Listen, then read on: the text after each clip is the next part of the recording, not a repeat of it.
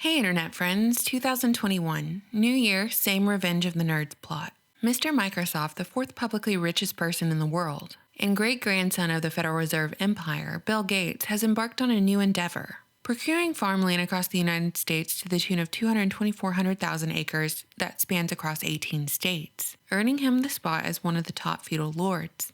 His largest land holdings reside in Louisiana, Arkansas, Nebraska, Arizona, and Washington. So Gates has gone from computer nerd to generous philanthropist making it rain vaccines down in Africa, to top doctor without a medical degree, to number one go-to guy and public health expert on all things coronavirus and lockdowns. And now he's playing a game of Monopoly with farmland. Gates has been dabbling in agriculture since the early 2000s under the banner of the Bill and Melinda Gates Foundation. As we've covered in previous videos, the Gates Foundation bought up tons of shares of the chemical-turned-agricultural company called Monsanto back in the early days of the Gates Foundation. Monsanto is best known for Agent Orange, Roundup, and other chemicals that have caused widespread death and suffering throughout the ages. But now, for some reason, because we live in the upside-down world, they have control over the world's food supply, and they genetically modify our crops with the stated purpose of producing higher yields, which means higher profit, more control, and substantially less small farmers, because they simply can't keep up with Monsanto's Frankencrop magic. According to the article I was reading about Farmer Gates, his land is, quote, held directly and through third-party entities by Cascade Investments, Gates' personal investment vehicle. In 2008, the Bill and Melinda Gates Foundation announced $306 million in grants to promote high-yield, sustainable agriculture among smallholder farmers in sub-Saharan Africa and Asia. The foundation has further invested in the development and proliferation of supercrops resistant to climate change and higher-yield dairy cows. Last year, the organization announced Gates Ag One, a nonprofit to advance those efforts, end quote. Over the last year, I've covered Bill Gates' involvement with the coronavirus and vaccine development, as well as his former statements advocating population control. We've discussed his extracurricular activities like creating his own breast milk formula, which I dubbed Bill Gates' titty milk, his endeavor to genetically modify millions and millions of mosquitoes and release them into the wild, and his financial interest in meat alternatives to fight climate change.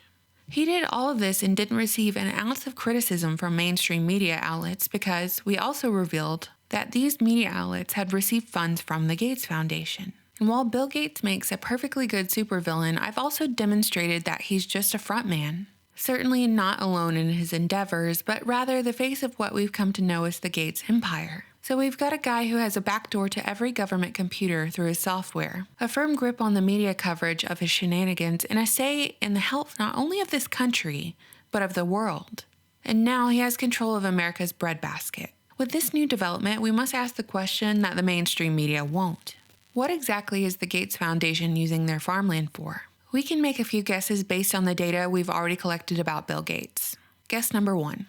Given that Bill Gates is so heavily invested in meat alternatives, perhaps he aims to drastically raise the cost of natural beef so he can push the soy alternative, pushing lab-grown burgers to the forefront as the most affordable option for everyone. But like this tweet said, if you're planning to block out the sun, you don't buy that farmland to grow food. As of 3 weeks ago, Bill Gates is still on board and funding the effort to block out the sun by, quote, using a balloon to send reflective particles into the atmosphere with the hope that these would block direct sunlight to the Earth and lower the effects of global warming, end quote. Guess number 2, neo-feudalism. In addition to extensive land ownership being a lucrative decision for his relationship with Monsanto, buying farmland at this rate makes it difficult for farmers or homesteaders who are just beginning their lives and businesses to get a start. Instead, they'll have to farm on rented land from Bill Gates. This is nothing new. This is a business model we've seen throughout history. Guess number 3. This goes along with the information we have about Agenda 21 and Agenda 2030. The less available farmland there is out in the country, the higher the likelihood that people are pushed towards the major city centers, aka megacities and smart cities, where universal basic income is implemented alongside the trend of jobs being replaced by robots and artificial intelligence. This mix creates a scenario in which the human cattle are completely dependent on the government for money and food.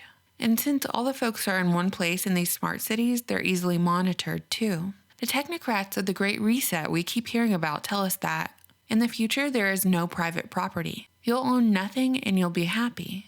Except the controllers, of course. They'll own everything, just like Farmer Bill. Guess number 4, the inoculation angle.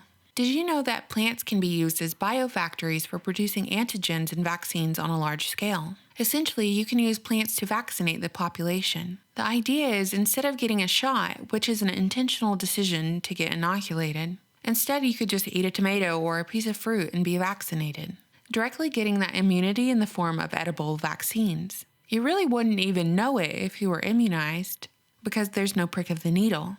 Scientists have been working on edible vaccines for decades, but allegedly it hasn't been rolled out to the public yet. With the advent of COVID-19 and the race to immunize the entire population whether they like it or not, the idea of edible vaccines is being toyed with. And the theory here is, given Bill Gates' philanthropic and financial interest in vaccinating the population, this land may be used to produce and harvest edible vaccines. Problem, reaction, solution. While Bill Gates' reasons for buying up this farmland have not been disclosed yet, should a man who advocates for population control while vaccinating brown and black children across Asia and Africa, a seemingly sole individual in the public eye who advocates population control so fiercely, should he have control over such a huge share of farmland? It's the same way these tech companies have monopolized the online sphere and therefore the control and flow of information. That's what it appears Bill, our new plantation owner, is doing with America's breadbasket. What do you think, internet friends? You know I always look forward to your comments. Thank you so much for supporting my work on Patreon, watching, and subscribing to my channel, as well as following me on my other social medias which are listed below.